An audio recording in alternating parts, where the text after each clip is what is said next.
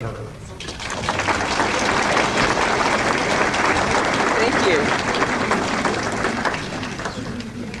Can anybody see me out there? I need a Coke carton. Somebody to stand on here. All right. How about sound? Are we okay on that? Well, before we get started, someday my eyes will actually get used to this and I can see who you are out there. I just want to mention something. I haven't been able to sit in on many of the presentations so far because I've been working out front. And I don't know if anybody has made a big to-do yet over the fact that this is the 7th Ozark UFO Conference. Has everybody already celebrated that and I missed it?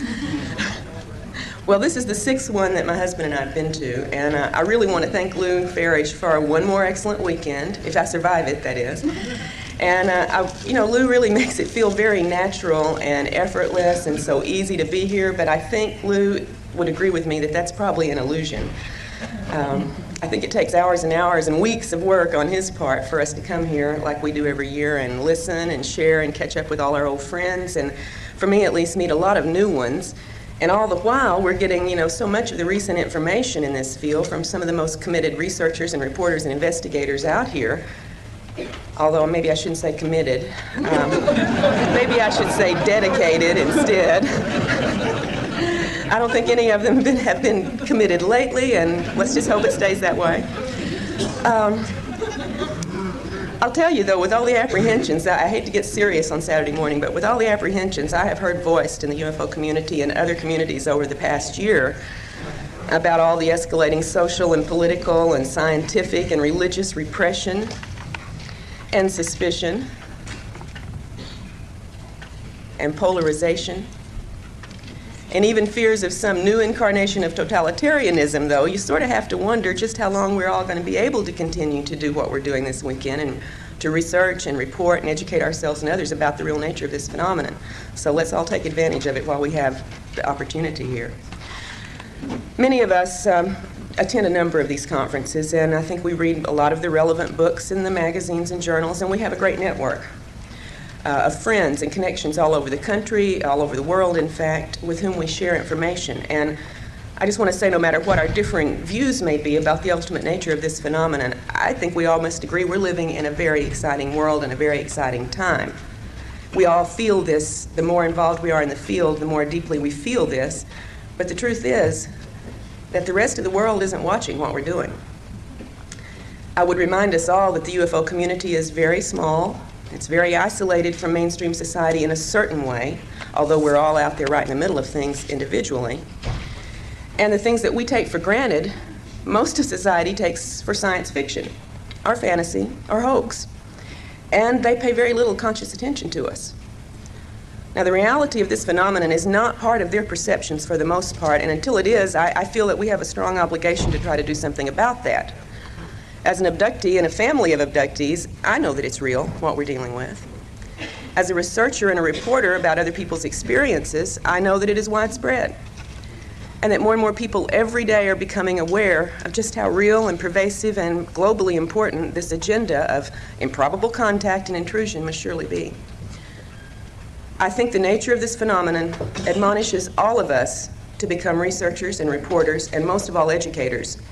The whole world should be watching and listening, don't you think? And we need to do it. That's our job. But instead, right now, as we're meeting here and delving into so many different aspects of this field, most of our friends, our families, our co-workers remain in that blissful state of unawareness. So we all have a job to do. But that's not to say that no one out there is listening and watching, however. And one of the things I want to discuss here is the information about those folks who are paying attention to us, our own government, which we will get to a little bit later. I'm going to be very limiting on the topics I discuss here because I could talk the rest of the day on the 2 books and the information that I've been fortunate enough to learn from the people with whom I've been doing this research, and I'm not going to do that to you. It's Saturday. If you were partying last night like I am, the sooner we get to the cartoon and get out of here, I think the more rested we'll be for the things coming up the rest of the day, and there's some extremely important talks going to be going on later. But I'm going to limit my talks today to just a few topics that I feel are crucial. And these include the use of illusion and deception in the UFO and abduction scenarios, and also the nature of some of the physical procedures which abductees report experiencing during these encounters. Since 1992, when my family's personal account was published in Into the Fringe, I've been engaged in 2 fairly lengthy investigations. And the results of this work we recently published in the books Taken, Inside the Alien Human Abduction Agenda, and Masquerade of Angels. And although Taken was published first, I'd actually been working with Ted Rice and Barbara Bartholick on the research that led to Masquerade quite a while before the work in Taken. So I'm going to refer to Masquerade's material first this morning. And then I'm going to look briefly at the reports of the 8 women who contributed their accounts to the material in Taken. And as I do so, I just want to point out again several important correlations to some of the things in the material from the women in Taken that had already turned up in the work that Barbara and I were doing with Ted Rice.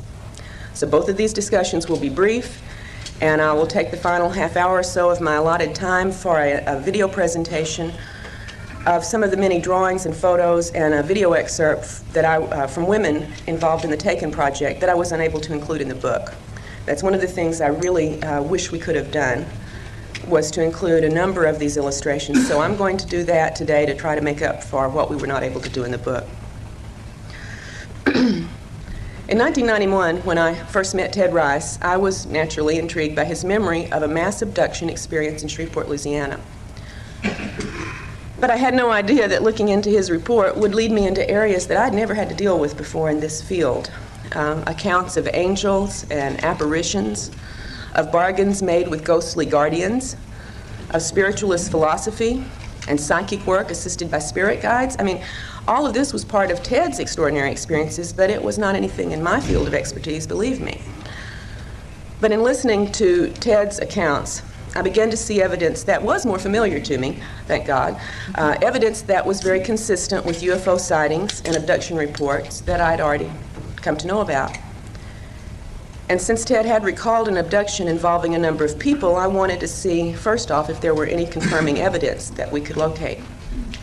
And as we proceeded, Barbara and I, with interviews of many of the people from Ted's past, as well as his more recent experiences in the present, we did find that such evidence actually was available and surfacing in consciously recalled events, attested to by a number of witnesses. In fact, 4 of Ted's neighbors described unusual events, also consciously remembered, from the night of the mass abduction that Ted had remembered in 1989. Now, 2 of these witnesses were so disturbed by their memories of these events that the fear level was so high they wouldn't even let us include their accounts in the book. They shared them with us privately. So I would point out one thing for those of you who are not involved in direct investigation and working with abductees, that contrary to all the debunkers' claims that abductees and UFO witnesses tell their story for some personal gain, it's actually very difficult for those involved to risk coming forward with their accounts. And I would say for 99% of those who do make their experiences public, the resulting liabilities often outweigh the assets that they may gain from doing so. After thoroughly interviewing Ted about his conscious memories, we both felt that there were important gaps in several of these events that were worth investigating with hypnotic regression. And I'm not going to take time here today to argue the merits and the problems of regression work, but I will say that in my experience, it's proven to be a very useful and manageable tool of research, and that without it, I think we would be left to deal only with alien-controlled information, which abductees are sent home with after their experiences. Now, it's important to note that at the time Ted began his work with Barbara and with me, he had been involved for most of his adult life in spiritualist work. An extraordinary series of encounters that he had in Sun Valley, Idaho, with a mysterious woman, beautiful and young, who called herself Maya, first introduced Ted to metaphysical matters and also made him aware of his own psychic abilities. I would remind you that Maya is the Hindu term for illusion, by the way, and that Maya also turns up in a number of other people's experiences, often in the guise of some Pleiadian star being. Ted, at the time of meeting his Maya, had no thoughts on these lines, no information about such things, and certainly took her simply to be the very mysterious, beautiful woman that he experienced. In the account in Masquerade of Angels, however, you will find that there was more mystery to Maya's presence there in Sun Valley than Ted had any idea of at the time he was engaged with her. Still, coming face to face with his own abilities through some of these encounters and time spent with Maya, Ted was very reluctant to pursue these ideas, or this ability he apparently had. And it was several years later before circumstances propelled him into psychic training and his involvement with the Spiritualist Church. And when he did make the commitment to go forward with this work, Ted went forward full tilt. In fact, he was a co-founder of the church's first congregation in Georgia. And he began doing psychic readings, which he is still doing today. Ted was convinced that the metaphysical understanding he had found was of God, and that his work served God's higher purposes, as revealed to Ted by his spirit guides from the other side. But intermixed with Ted's paranormal events and psychic work were some startling encounters with apparently non-human entities, including, in 1989, of course, the abduction along with some of his neighbors. And at that point, Ted discovered that perhaps a different force had been intruding into his life for a number of years. And this was a force that his spirit guides had never bothered to mention, explain, and that his spiritualist training did not delve into either. So Ted needed some new information, and this led to our contact and investigation. And as it progressed, it became clear that the research into all of these extraordinary experiences could take several years.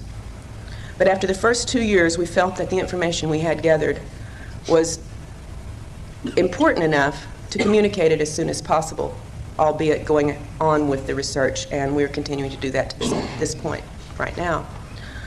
We stopped and did the material organization that resulted in Masquerade, which was published in 1994. And we have full intentions of following up this report with everything else that Barbara and Ted and I have continued to uncover and are continuing to pursue at this point, as soon as it's feasible to get this material back out to you as a sequel, a follow-up, an ongoing investigation.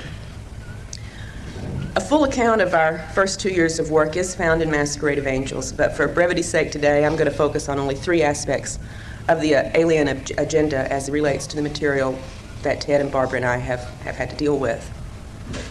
The first matter is the intrinsic deception at the heart of this agenda, and that's something that's become clearer with every new report that surfaces. Whether we choose to call it screen memory, telepathic mind control, technological mind control, or virtual reality scenarios, the entities involved in the abduction phenomenon employ masterful illusory capabilities. And I don't think the importance of this fact can be stressed strongly enough. It must affect all of our thinking and our research when it comes to these alien-human contacts. In Ted's experiences, for example, there were several occasions where such masquerading techniques were employed, and I could spend, as I said, the rest of the morning just dealing with these, and I'm going to be making very brief references, and hope you maybe want to read about the rest of it in the book. One instance involved the appearance of Ted's deceased grandfather on board a craft into which he and his grandmother had been taken when Ted was a young boy.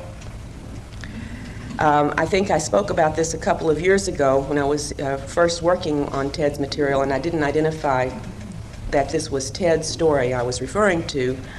The scenario involved persuading his grandmother to engage in a sexual activity with a non-human entity, and when she refused to do so, saying she had only ever made love with her husband and he was dead, the aliens produced the dead husband. In another instance, Ted watched a scenario that surely was not occurring in normal reality terms. I call it a virtual reality scenario, and this began shortly after he had heard a very quiet sound like helicopter blades. And in this ongoing event, after the helicopter blade noise, Ted watched as a human-looking entity dressed in military clothes popped through the ceiling into the room, holding a young child that was very, very similar to Ted's appearance at the same age. And Ted was told that they were going to return that which had been taken from him. And an account of what followed from that, again, is in the book, and I won't take time to recite everything there to you, but the virtual reality event, there was certainly no human paratrooper popping through the ceiling carrying a young child in reality terms. But the illusion was quite as real as you and I here today. But perhaps the most illuminating of such events that we were able to investigate involved Ted and another woman, a woman who witnessed a third person, another woman, undergoing her own virtual reality episode, again marked at the onset by the sound of a helicopter. Now, some of you may be quick, as they say in the O.J. trial, to rush to get judgment on this and conclude that these events were generated by some terrestrial, governmental, or military covert mind control operation. After all, we've got helicopter blades out there. But it should be noted that only the targeted person in these events heard the helicopters, while others in the same house or same room did not. I don't think our terrestrial helicopters are that selective in the noise they generate. I believe now that the reported and confirmed details in all of these reports are strong evidence against accepting consciously recalled alien encounter reports at face value because of the illusion capabilities, because of the screens, and because of the virtual reality technology that we have witnessed being manifest by these entities. I believe that if we build our theories on such information, the consciously reported information only, we're building on sand, on illusions that the aliens create for us, and I think to confuse and mislead us. Now, this is not to say, however, that all alien encounters are virtual reality events, because there is also plenty of very strong evidence for the physical nature of many of these encounters. So to be perfectly objective, the definition of abduction would have to include any event or scenario that is generated externally for the targeted person, whether it be a physical encounter, a virtual reality scenario, or a telepathic contact. Now, a second important discovery from Ted's investigation, and this was important at least for me, was the possibility of cloned human bodies produced by these abductors. And that's the second thing I'd like to talk about briefly today. In the mid-1970s, a memory of a childhood event surfaced in Ted's mind during the night while he was sleeping. And in an altered state of consciousness, he got out of bed and went to his typewriter in the middle of the night and wrote out this memory as a story. In 1991 and 92, when Ted and Barbara began a series of regressions, it popped up in these events, this scenario that Ted had recalled as a story, but a very different version of that basic story emerged. A version in which he went through what can only be called a horrific experience, in which his original body he perceived as being killed and taken away, and his essence, for lack of a better word, we could call it soul energy or whatever term one would like to use, was contained temporarily in a black box, placed on a counter, and transferred shortly thereafter into a cloned copy of young Ted's body. This was his perception of what occurred with him, and this is the first time I had ever heard of such things really in any detail. Now, when we made our external investigation, interviewing people who were part of Ted's family and friends at the times many of these things occurred, several pieces of corroborating items did come out, all of which I tried to present fully in the book, but just briefly, one of the most telling, for me at least, was interviewing Ted's mother. And at the time that Ted recalled being transferred into a different body, his mother recalled the suffering he went through for weeks afterwards, feeling that his body was on fire, having to soak him repeatedly in ice water, trying to bring him some comfort, and noting that the childhood diseases that Ted had had before the cloning recurred afterwards. Excuse me.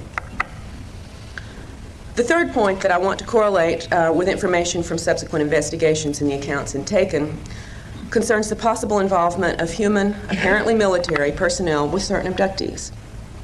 Now, if nothing else, this involvement of some authoritative agency within our government should tell us that our decision-making powers that be, the structure that pretty much controls how we deal with this phenomenon as well as with everything else going on in our society, takes this phenomenon very seriously.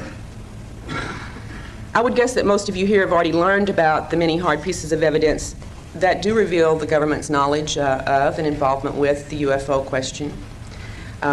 Such classic presentations as those in Clear Intent and Above Top Secret can point you in the direction of getting your hands on the paperwork generated by the government that makes it very clear they have involvement they have never been willing to discuss with the public. Now, the evidence for military involvement with abductees, I will admit, is much less well documented, certainly, but for the individuals who are on the receiving end of this activity, it is very compelling and very traumatic. There are two basically different bodies of data relating to the possibility of human involvement.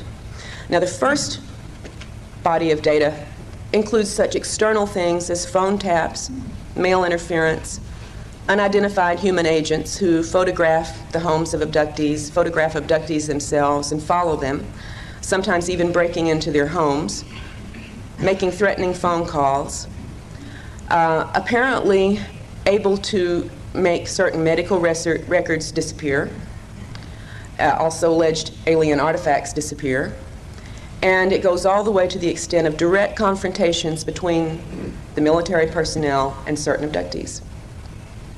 Sometimes to the extent of abducting the person and using a number of interrogation techniques to elicit information about the person's activities with the aliens.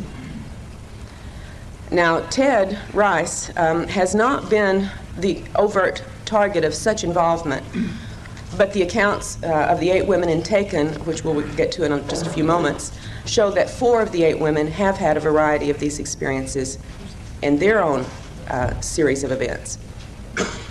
But the second body of data concerning human involvement deals with facilities, typically underground, in which aliens are often seen to be working with human, military, and scientific personnel. For me, and I think for all of us, probably the big question is whether these facilities and this level of cooperation actually exist, or if abductees report these events because they've been presented with some type of unreal scenario, much as we're presented with the showing of a movie when we go to a theater. Until we have located such a facility, externally verified its existence, and exposed the activities going on there that abductees report, this question's got to remain open. All we can say for sure is this: a number of unrelated accounts include descriptions of such facilities, usually with reference to either scientific or military activity, although there is a third set of reports that describes something much more disturbing, and this is one of the things that turned up in the case with Ted and with certain others who are part of a great deal of investigative activity on Barbara's part and my part, that are, well, I'll just try to give you a little brief scenario of what Ted consciously recalled about this third type of human underground facility. In the mid-1980s, Ted awoke one morning with conscious memories of an altered state event that occurred during the night. He was living in Albuquerque, New Mexico at the time, and part of the journey that he recalled from the night before included flying over a fairly desert area to a remote compound where many people were herded together. He didn't remember being involved in any actual activity, but only in seeing several areas that were accessed through this above-ground compound into a large underground installation. He remembered consciously that the humans in the compound seemed extremely despondent, quite miserable, and he recalls shouting out in anger to a couple of these people sitting there, or the people who were doing the things to the humans, "You can't do that. You can't treat our people like cattle." And being outraged, entirely outraged by whatever it was he had seen, but consciously only recalling the outrage, only recalling his protest, and not recalling what it was he had seen that generated this protest. Now, this account is also included in Masquerade, and it is one of the memories that Ted and Barbara have been able to explore with regressive hypnosis after the time that Masquerade was written. So we have more information to report on this, and I'll try to make sure that the report on all of our work that sheds new light on what we've already presented in Masquerade will get out to you as soon as possible. What Ted recalled at the time of the regressive hypnosis is, without doubt, outrageous, and horrifying to any human sensibility. And I would remind you that such scenarios have not yet been shown to be a factual reality. I would also remind you that Ted is by no means the only person to have remembered such details of areas like these in this underground facility in which abductees report seeing human bodies physically processed. And that very similar accounts have come from other people's conscious recollections as well as from hypnotically retrieved descriptions. If such facilities don't exist, I think that we still have a big problem in understanding the nature of this phenomenon, because we should be concerned to understand why such a grisly, horrifying illusion would be presented to so many abductees, and what purpose that could conceivably serve for an alien agenda. After drafting this initial report on the investigation with Ted and Barbara, I then became involved in the project that resulted in Taken. And this was a special study for me. I wanted to do a specific set of reports that had homogeneous backgrounds so we could make some comparisons and correlations with the material. So in order to have a more homogeneous group for the study, I chose 8 women from various parts of the country who had contacted me after reading Into the Fringe, and with whom I had begun initial sharing of information. I let the women relate many of their experiences in their own words rather than trying to take over and give you a secondhand account of something that in firsthand would be much more meaningful to you. And I hope, as the subtitle Inside the Alien Human Abduction Agenda implies, that the reader would be able to immerse into these intimate experiences, which are so very difficult to relate without the words of the people who have gone through them. After working through the 8 different case reports and doing as much investigating as we could manage, considering the widespread geography of the women's locations, I then correlated the reports and the accounts and referenced over 100 different details about the entities, the procedures, the communications, and all the secondary events that make this abduction phenomena so complex and confusing. And I've included several pages of this correlation as part of Taken. There's also a lengthy comparison chart and an explanation or an analysis of the corroborated details. For quick reference, you can look through the small chart, and then there's a larger discussion afterwards. But the correlations that we focused on covered 10 categories: types of contacts, types of entities, types of physical exams and procedures, types of other activities, types of communications, settings for these encounters, reports on the bodily effects from the encounters, reports on external effects in the environment of the abductees, and after effects on the abductee, as well as correlating certain items of personal history, such as ethnic background, etc. Now, for the purpose of this brief presentation this morning, I'll only focus on a handful of examples from the reports of these 8 women, but I would like to identify them in their location. Pat in Florida, Polly in New York, Lisa in Alabama, Beth in Puerto Rico, Angie in Tennessee, and Jane, Anita, and Amy from 3 different areas of Texas. Now, to begin with the evidence of human involvement, 4 of the 8 women, namely Pat, Lisa, Beth, and Angie, have reported face-to-face contact with military personnel in a variety of situations. I think you will find the most surprising to be that of Pat's family's experience, and it is confirmed by all of her living relatives, and there are only a couple left after the length of time between the event happening and us beginning this investigation. The members of Pat's family in 1954 included Pat at the age 12, a brother and a sister, her mother and stepfather, and a grandmother, all living in a rural location. And they were part of the entire family having an alien abduction and subsequent contact by the military. One day after the event in 1954, in which alien entities took the family members on board a landed craft in the backyard of their farm in Indiana and carried out certain physical procedures, one day after this happened, Pat and her siblings that are still alive report that a contingency of men in military uniforms and military vehicles arrived at their farm, sequestered the entire family for several days. One day after this occurred. How did they know it happened? Pat remembers being drugged, and being interrogated about the alien encounters. She remembers being told repeatedly that it did not happen and that what she remembered was not real.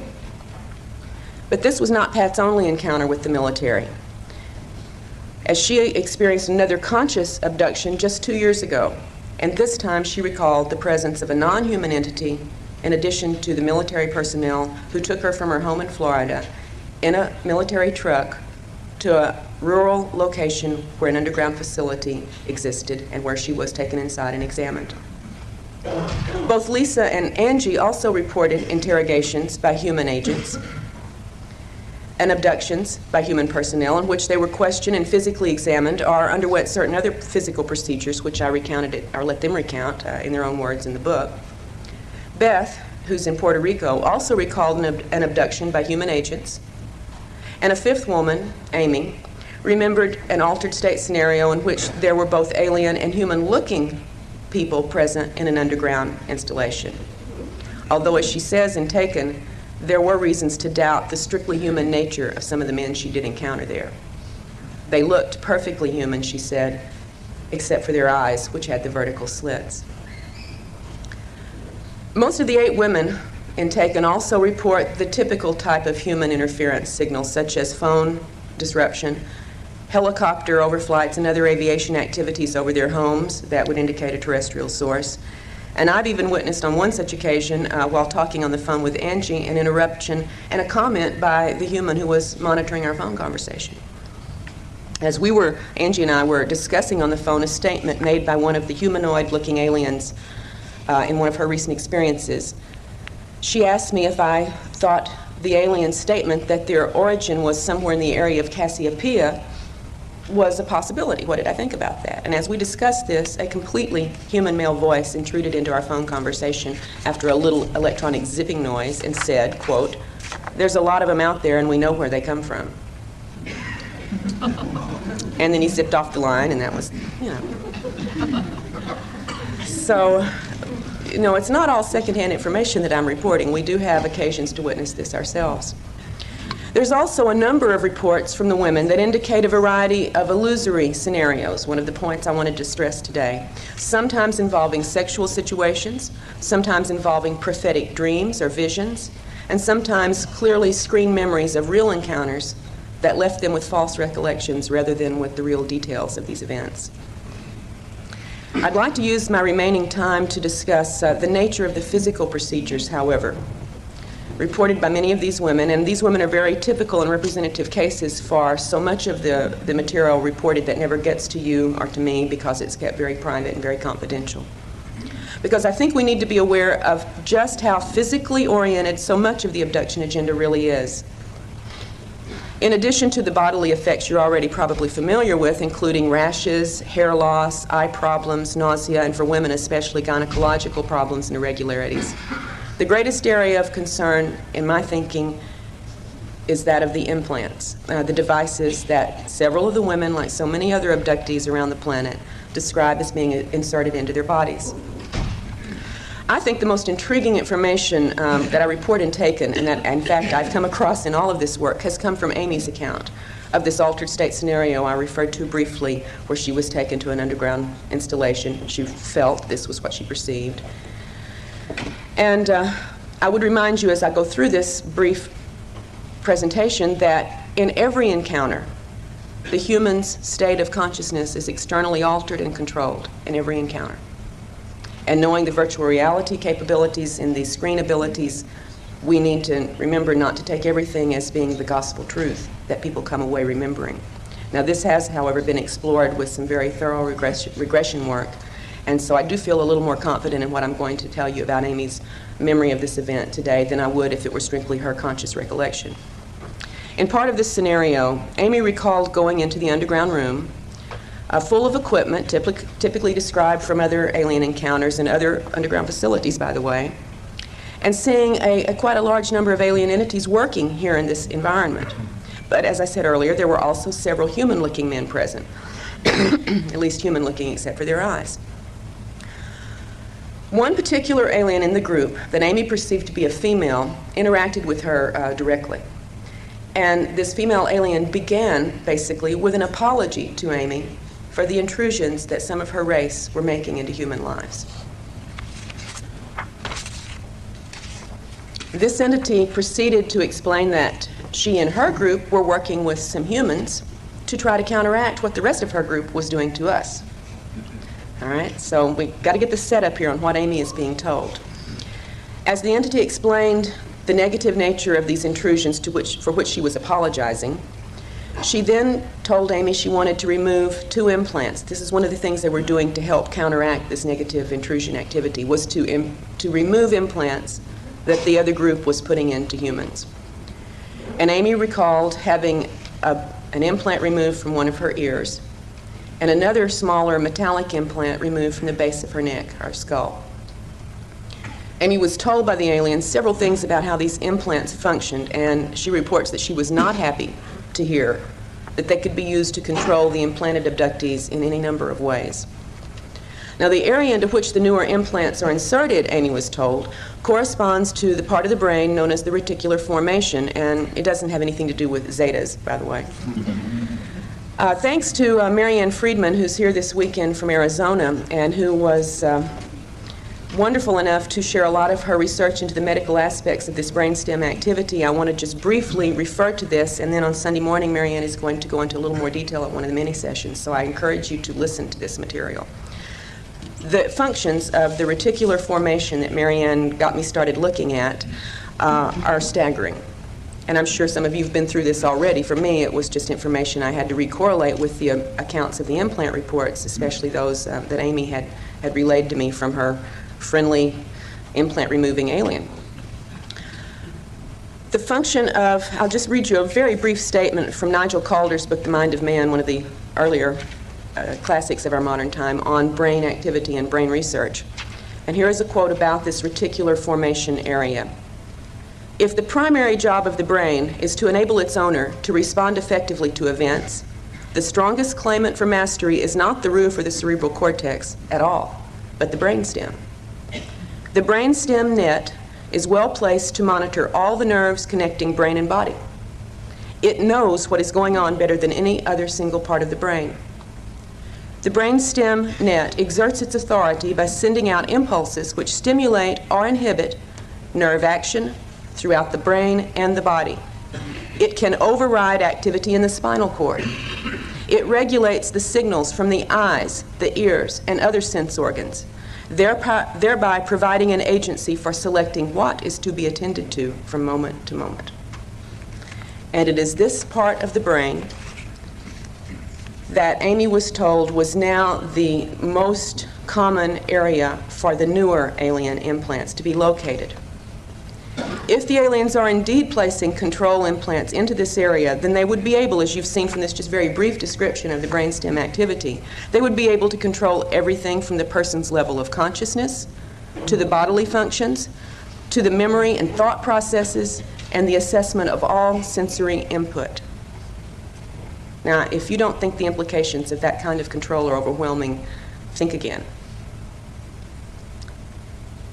And I hope Marianne will stimulate some exciting conversations with you tomorrow morning about the possibilities of this area of the brain being the point of alien control through which abductees can be kept awake, put to sleep, put in an altered state, made to get up and do things that they would not choose to do, made to say things they would not say, made to forget things that they have said and done, etc.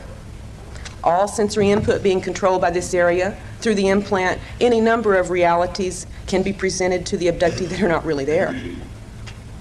And what one remembers is controlled through this area, so the repression of memory of these events is very easily controlled as well. I think the implications are staggering. So also, however, are the implications of the final point I want to make this morning, and that is the reports on the cloning of human bodies that I previously encountered with Ted's investigation. In the women of Taken, 2 of the women, Pat and Lisa, both remember being shown cloned copies of their bodies, just as Ted reported having a cloned copy of his body. But the explanations that Pat and Lisa received from the aliens about these cloned bodies are highly contradictory. As I talk about in the book, Pat, whose alien experiences, now this is the woman who had the 1954 family abduction in Indiana, followed by the military's arrival and sequestering and drugging and so on. Pat had had, throughout her alien encounters, a very religious atmosphere or overtone to these events, instrumented by the aliens. For instance, the first time there on the farm that the family was abducted, when Pat's grandmother began to, what we would say now, freak out and start praying to Jesus for help as these little grays came into the room, a blue beam of light came through the ceiling, just like in Star Trek, and Jesus popped out of it and said, in effect, they're with me, it's okay. And as I'm very fond of saying, and I don't know why I like this so much, except it always gets me, I asked Pat what Jesus looked like, and she said, oh, he was beautiful. He was so awe-inspiring. He was blonde-haired and blue-eyed, and just beautiful. And I said, hey, Pat, look back at the New Testament. I don't think that's what Jesus probably looked like, historically speaking. And it went right over Pat's head, and she said, with tears of joy in her eyes, well, this one did. They knew how to push Pat's buttons. She was a very religious person. She was also told essentially that the aliens there with her were angels, and that their job was to prepare new bodies, as mentioned in the Bible, for the coming return of Jesus and the resurrection. When Jesus comes down with the legion of spacecraft to carry out this changeover, it was the aliens who were in charge of providing those new bodies. You want to see yours, Pat, they said? So this was wonderful. Pat is now assured that when the resurrection comes, she's got the vehicle for it. Lisa, on the other hand, down in Alabama, was told that the cloned copy of her body could be used in a very threatening manner.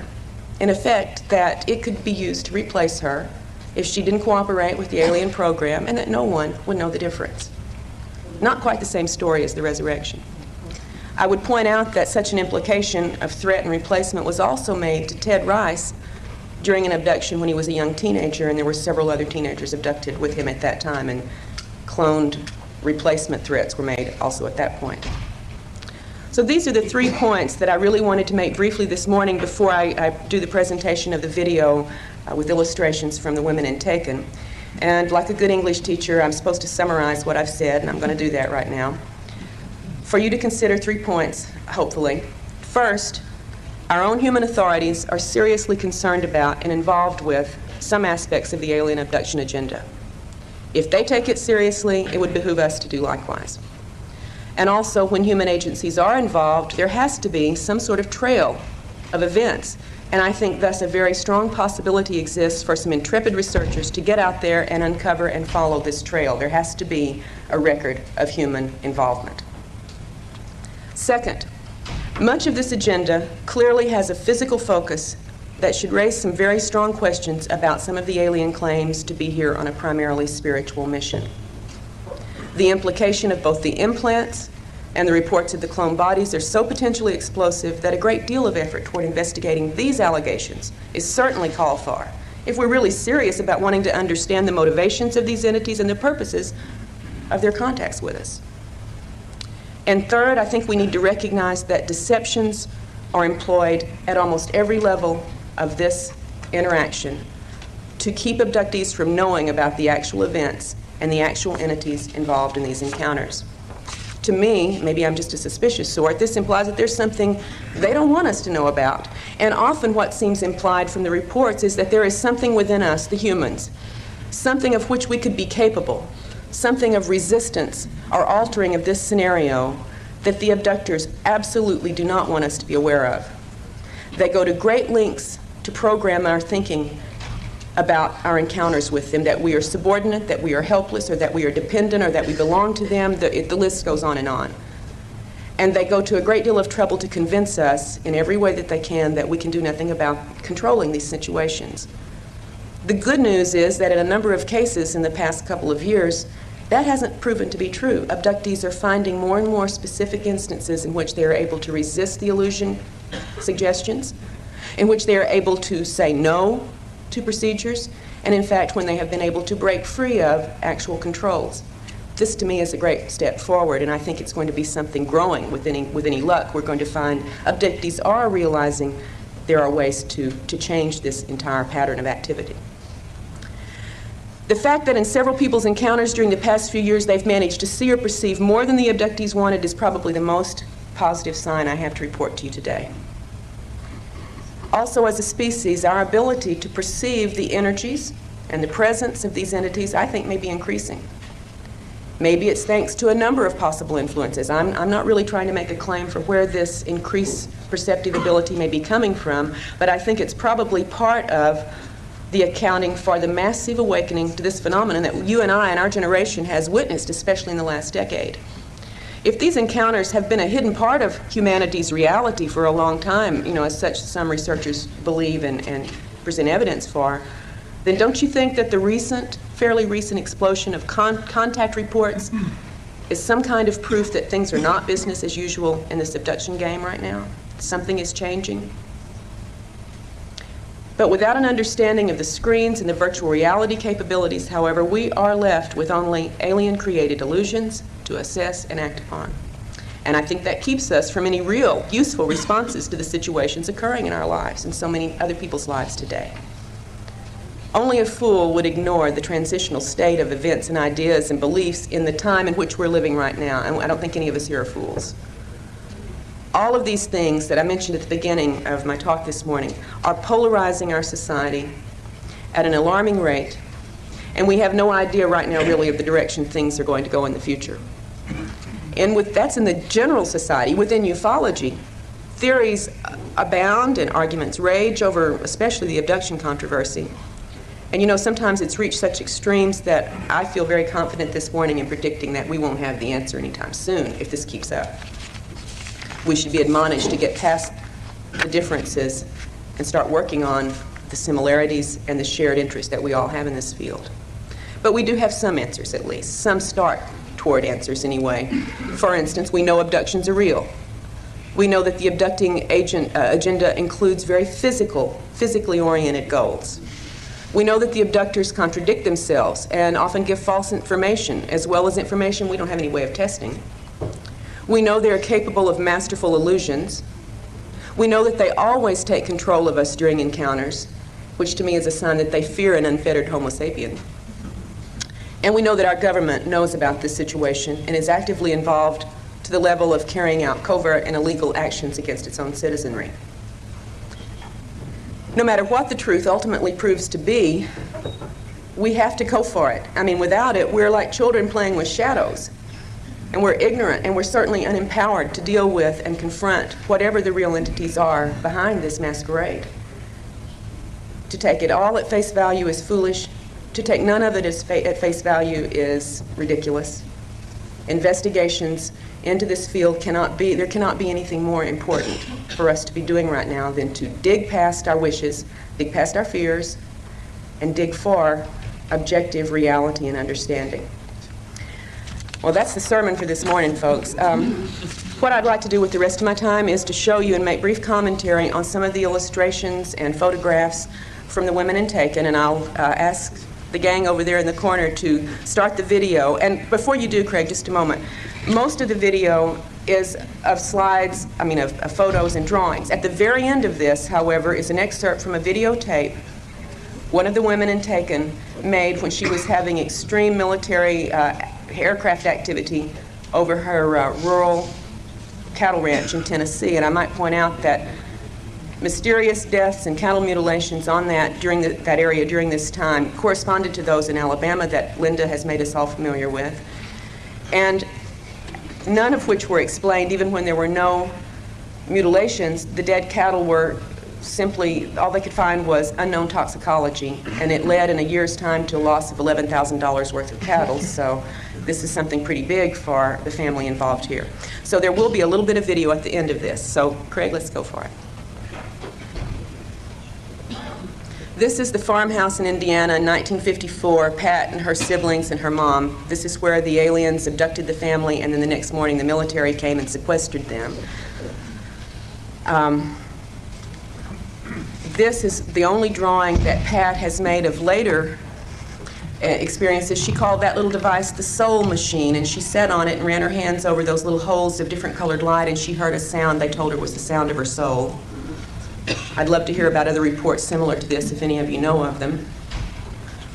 This was also in the facility where she was shown the cloned body. This is Polly's drawing of some of the bulbous, wrinkled-headed aliens. She said they almost posed for her to get this conscious memory. You know how often they don't give you very much to take back consciously. And this kind of alien description has turned up in other people's reports. We'll see one more in here, in fact, in a little bit. From Lisa, here's one of her. She says, I'm no artist. Don't tell me I am, because I know I'm not. And I think she did great for being no artist to show the hooded figures. These are less frequently reported, but this one she was able actually to see some facial features where very often the hood completely obscures them. This is Lisa's drawing of another of the bulbous-headed entities, sort of similar to what we saw with Polly's drawing earlier. And these have been reported in a number of other cases as well. Not your typical gray or reptoid or insectoid, but something seeming to have more of a porpoise-type bulbous forehead. A typical gray in a hat, right? And this happens. I remember seeing one myself when I was quite young. She said this was surprising because its mouth would open. And we have a few cases where the little slit has actually opened. So just one of Lisa's representations. This one, she says, is very similar to a figure in Linda Howe's latest book with the flat, ridged nose area. This entity she's not real fond of at all was involved in what she said was one of the rape scenarios she was put through. Let's see what's coming up next. Lisa's drawing of the reptilian entity that was very aggressive sexually with her as well.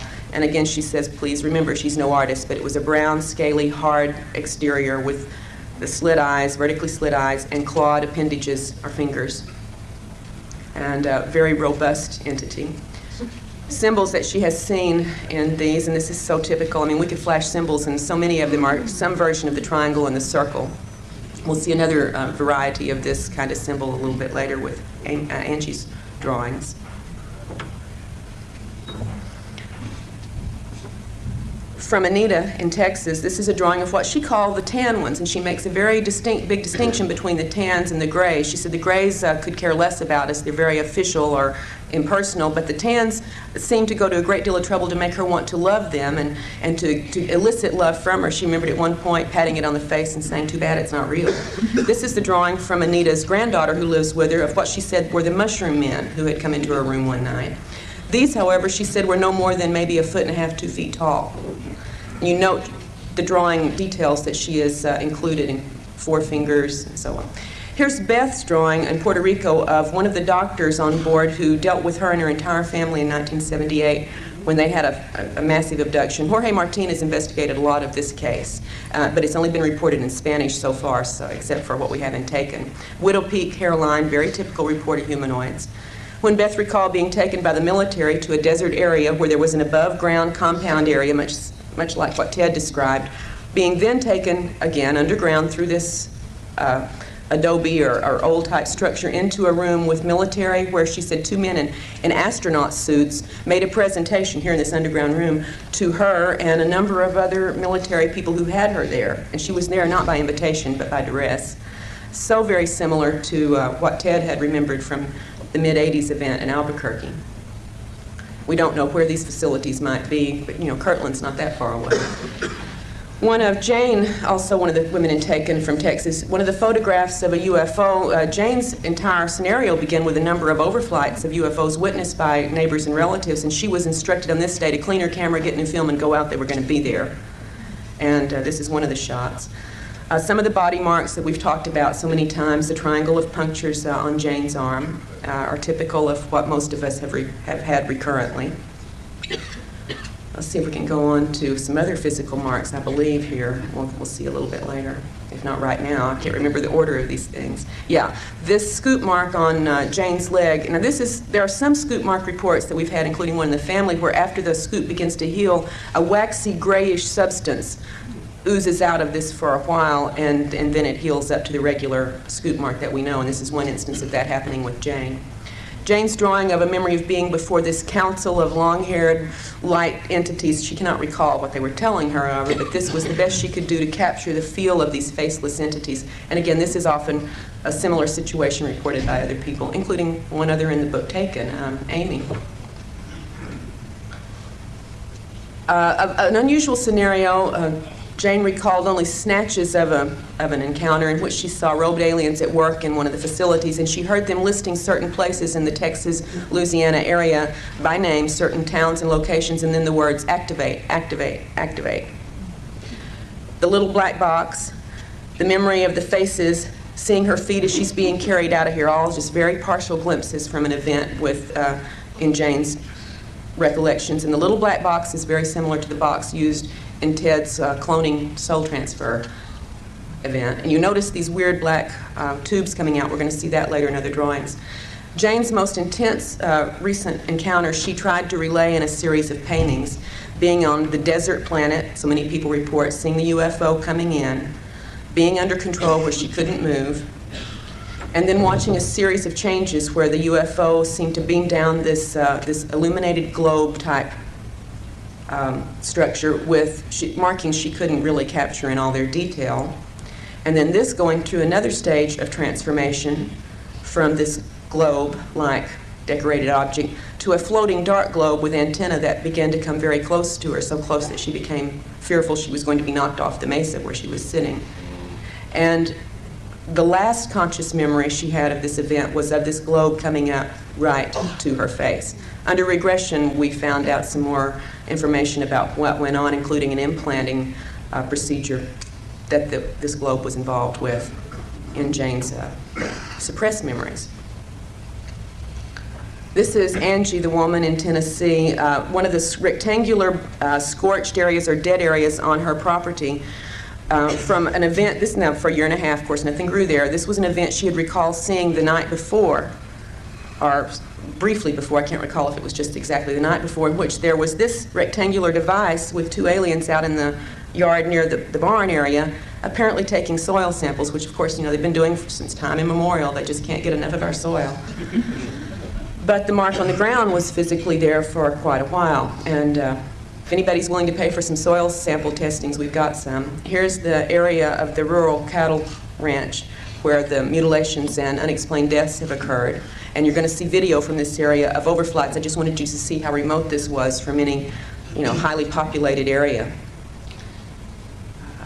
One of the unexplained deaths, this was not a mutilation, it was the report from the vet was unknown toxicology, and there were a number of other cases both in the Tennessee and Alabama area during this time. But there were also mutilations among the cattle on Angie's property. There's one that seems to be almost an interrupted mutilation. I'd love to get Linda's analysis of this. You see a triangular patch of skin has been cut but not taken off yet. The jawbone has been cleaned. It's like something either was human activity mimicking alien mutilations or an interrupted mutilation of some sort on a calf there. Angie's fetus, after an alien implant that she later miscarried, she actually retrieved the fetus, but under control, of course, took care of making sure it did not, well, it was retrieved by aliens, she believes, the day later. But she saw the size of it and the features of it. She said when they came back to induce the miscarriage that this was the instrument, the long instrument that was used to induce the miscarriage vaginally, and then this little container was, she said she had no idea what the little container was for, but she did remember that also being present on the bed in her bedroom when they came to cause this loss of the child. Some of the marks from some of Angie's experiences, again, the sets of punctures correlated with consciously remembered events. One of the fetal nursery representations, this is what Angie saw, and this one is included in the book, so you can read more carefully what description she has for the various things. Very similar to what else we've heard about. Angie is an illustrator artist, so she has done a lot better with some of her recollection drawings than many others. But again, in the corner, you see the little black box with those hoses running out of it, just like Jane had seen in Texas. In fact, Angie has a number of excellent illustrations, but we could do that all day. Here's one of them, one of the suited grays, which she said rarely would she see them in clothes. This one had an outfit on. And she didn't know what the little jumble of shapes on the table was. She said maybe it was art. I don't know. Nothing was explained to me. She also had encounters with, actually 7 different alien physical types. This one with the bumpy skin, the bumpy joints of the fingers, etc. And some of the aliens with which she had contact were completely human-looking, although they didn't act human, they did look human, notably brown-haired and blonde-haired humans. Here's one of the brown-haired woman and man, and he's got some equipment. We can't really see it very clearly here, as if he's scanning, I don't know, the air or something, taking readings of some sort, and the woman escorted Angie into back to the craft for her encounter later on. This was just out on her property. This one, both Angie and her husband recalled the little troll-like or dwarf-like entities coming into the room, and in fact it was her husband who was taken away in this encounter. And they both remembered all of this consciously. And these troll or dwarf-like entities turn up, as you'll see in the correlated chart of comparisons there in the book, with more than just Angie in the book, and with a lot of other people too. Again, we see one of the emblems. We've got the triangles. I think they show up almost every time unless we have the serpent showing up. She said this was on a belt that one of the entities was wearing.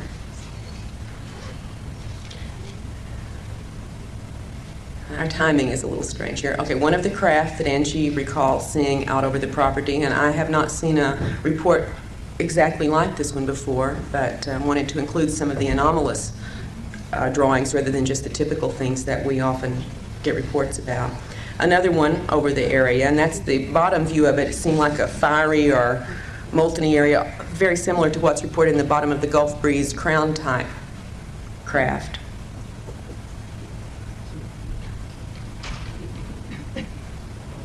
And that craft here, you can see for comparison of size, Angie below and the craft above when she was being beamed into it.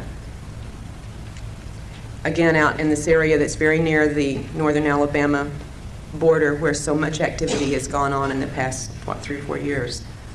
This is a ground plan of one of the rural military facilities to which Angie was taken. A series of buildings, of areas where craft were parked, of a perimeter fence. This was, and of a rural dirt road. She was taken into one of these buildings and interrogated. And there were a number of other humans there. She said apparently also abductees besides military personnel. Close up of the view of the building into which she was being taken, and one of the people who was escorting her. And she was taken along with 3 other women on one occasion into this facility. We know of another facility into which she's been taken under conscious control. It's not the same as this one. This strange little craft, from one point of view, looks like a winged aircraft from the military. You've got a little flag on it. The other side, not there. And that back compartment is where she and the 3 other women were placed when they were picked up and taken to a facility.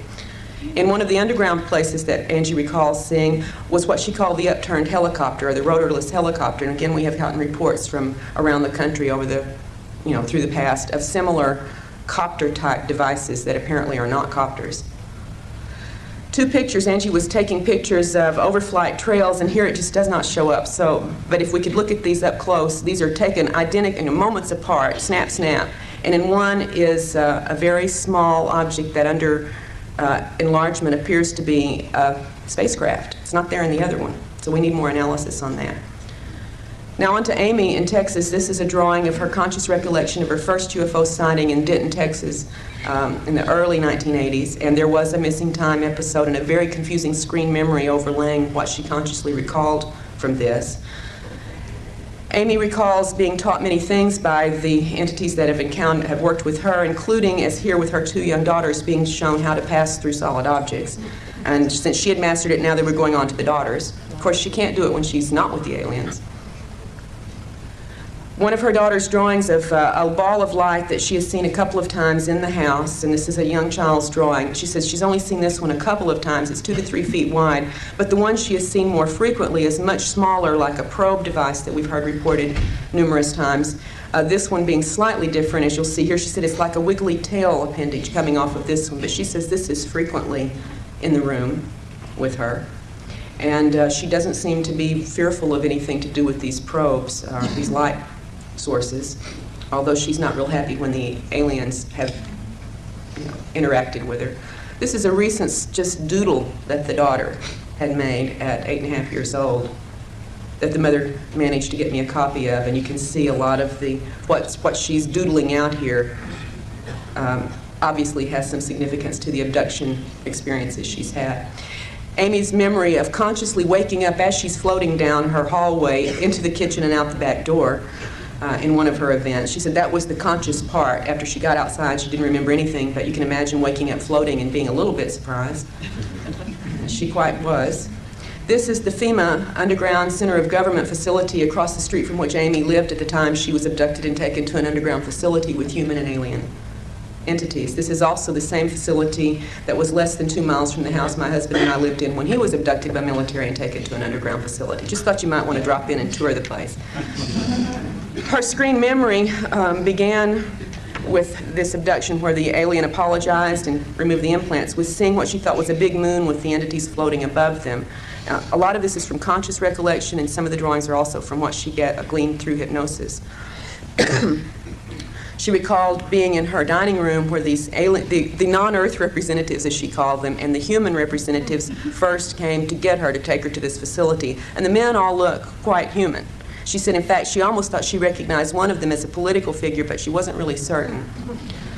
She was told they were ex-professional pilots, military people, and so on, but when she got up close to one, she could see the vertical slit eyes and began looking at the other men and said she was aware that they had contact lens coverings over their pupils. And without the coverings, with the coverings, they just looked, she said you couldn't tell them from your neighbors. She was told to not remember this scene, and she fought very hard to do so.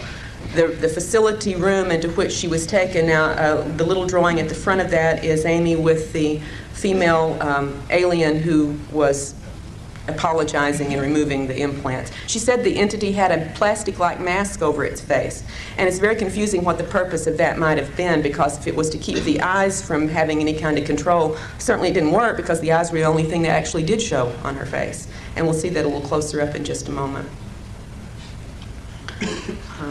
I think. Yeah. Amy's drawing of the removal of the implant from the ear, which seemed to be of a malleable, flesh-colored substance, and when it was pulled out of the ear and shown to her, it disintegrated. And we have another report, Barbara Barthlick has another case report where an identical ear implant did exactly this when removed. It just broke into pieces and dissolved, disappeared. But she said when she looked at it before it changed, she could see what were embedded in it, like finely placed little wires or filaments that were in this biological-looking or flexible-looking material that was very flesh-colored. Then the removal of the implant from the base of her neck, and there is still a little white circle from where that occurred. At this point, there was nothing on that we had evidence of from the ear removal. This implant was more typical of some others we've seen on drawings and x-rays, metallic filament rod with little filaments on the end. She shows here, as we talked about earlier, where the implants are, the old implants were being placed, and the new ones, she's told, are going into the spine, the brainstem area. And the alien told her about some of the newer implants. Now this is the drawings of first the instrument used to remove them, the little biologically flexible looking ear implant, the spot on the back of her neck, and the implant that was taken out of that spot, the rod with little filaments on the end. And this is also in the book, one of the illustrations we were able to include.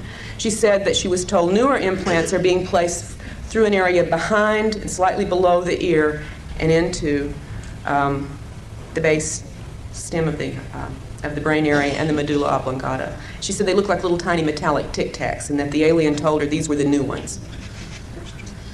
She remembered getting the close-up eyes-to-eyes things and having information imparted to her about the nature of the implants. Consciously, she did not remember much about it, but she did remember she was very unhappy about what she was told. And under regression, she retrieved more specifics of these controls, which do match up with the reticular formation area. A more recent daytime sighting right over the Dallas-Fort Worth airport at noon when she was out on lunch break, she said was so amazing because she saw what first looked like 4 UFOs flying in a formation. As they got closer, they looked like airplanes, again in formation, and then as they kept flying, the airplanes lined up and became a solid circular object. One of the nonsense marks, and we certainly get a lot of these, this one happens to be on Amy, marks on the body that are not punctures, not claw marks, not burns, not cuts, they're just designs. And these turn up from time to time, and this one we just were able to get a good photo of. And finally, Amy's drawing of some of the helicopter harassment that has plagued her and her family ever since she made contact with me and began working on exploring her case. And of course, many of us, including our family, have had this over and over and over. Amy's had a lot with the helicopters, and she's had a lot with numerous military flights. So give a listen.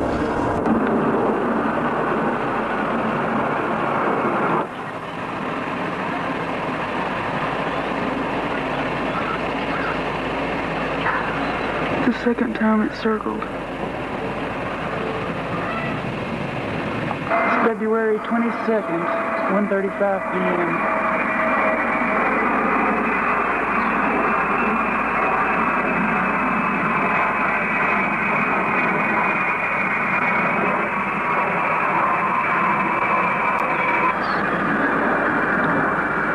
.45 p.m., February 22nd. 10 minutes later, it's back circling. On the original, you can see some strange antenna display on these that don't show up as we've made the generation down copies. Second, 2 p.m. 15 minutes later, it's back.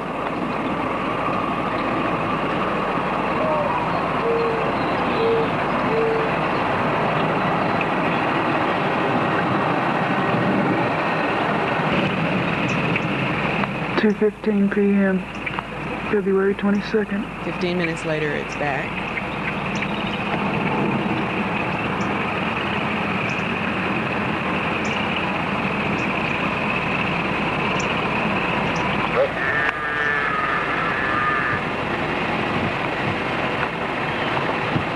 Notice this tight What could have uprooted a tree that big is beyond me.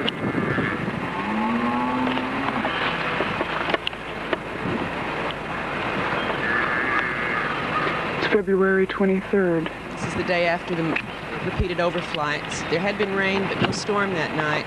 If you notice, trees very close to this one are totally unscathed, except for two that have sheared off top branches and no other damage to smaller limbs around them.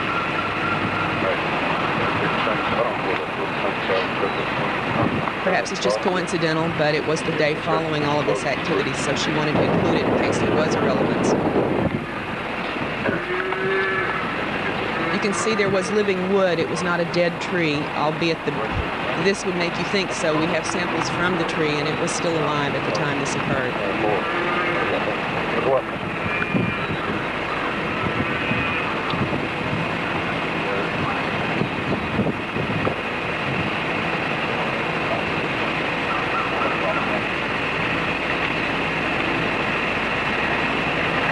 See, the tree that close to where it was uprooted is totally untouched.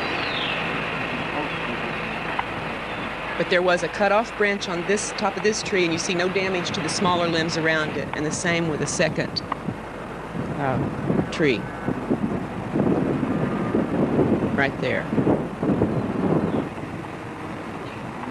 3:15, February 26th. It's 3 days later, she begins to have other activity. This goes on intensely for about a 2-week period. This is just a little of what she captured.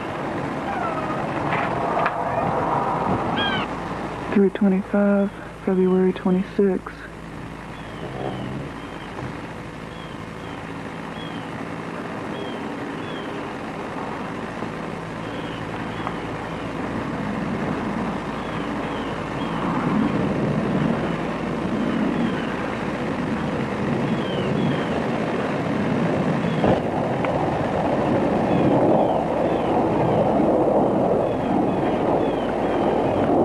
Third time it's circled.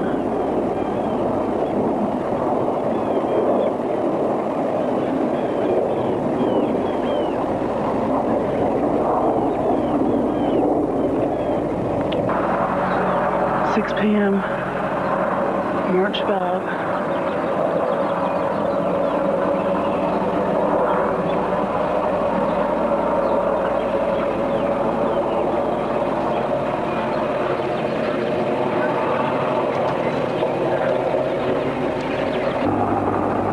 .50 p.m., March 5.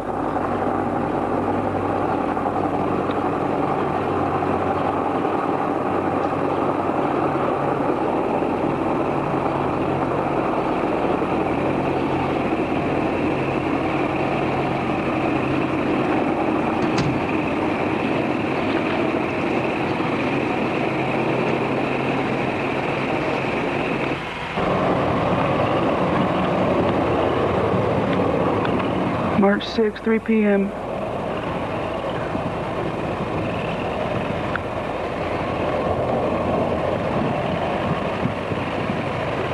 That's one of those crane helicopters with the crooked tail. Okay, Craig, that's all. Thanks.